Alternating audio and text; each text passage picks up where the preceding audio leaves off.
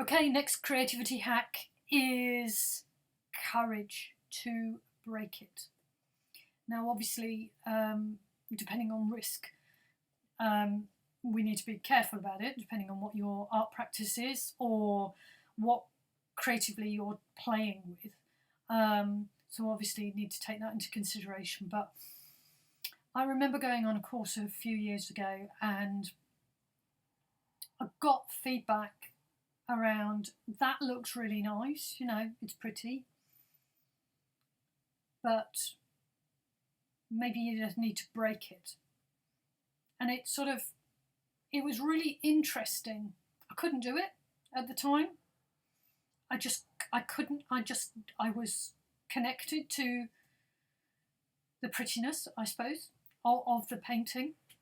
It was working for me at that time. And I don't necessarily feel that was the wrong decision either. I still like those paintings. But combined with the creativity hack that I talked about in terms of stopping or noticing when you're getting stuck or your energy, sometimes I find for me when I'm painting and creativity comes through is that there's sort of like this build-up. It's not like a volcano, but it's that same sense of a build-up of energy. And it's a frustration. And I think that many artists will relate to this concept of getting intensely frustrated. Painting is not necessarily an easy thing to do. And you're getting this sense of frustration. It's building and building. And actual fact, when you combine that frustration with then taking the courage to break it in some shape or form, you can actually get some really powerful results. So I can think of a painting that I was working on. It was working from a photograph. It was a few years ago now, and it was a sunset. And I was fiddling and I just could not get what it is, the feeling or the sense that I was getting. And I just got some orange paint and I just slapped it across and stood back and went, wow, that's done it. That's done it. That's worked. And then obviously I adapted and worked with it.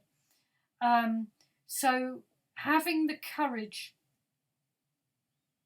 to dismantle something, to break it, to trust that there might be something even better on the other side. And sometimes there isn't. So I did a piece of textile art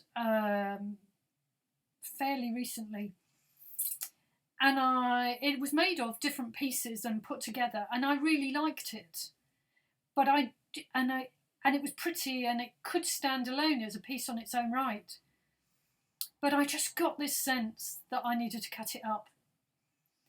And that's about listening to your intuition, listening to your own process, and listening to that voice. And then getting the courage to do it. Which I did, eventually.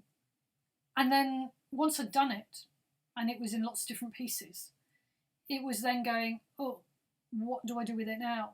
And I started playing with it. And it then became a sort of unresolved challenge. It's now connected into another painting. And I'm really pleased with it. And it's where I was wanting to go.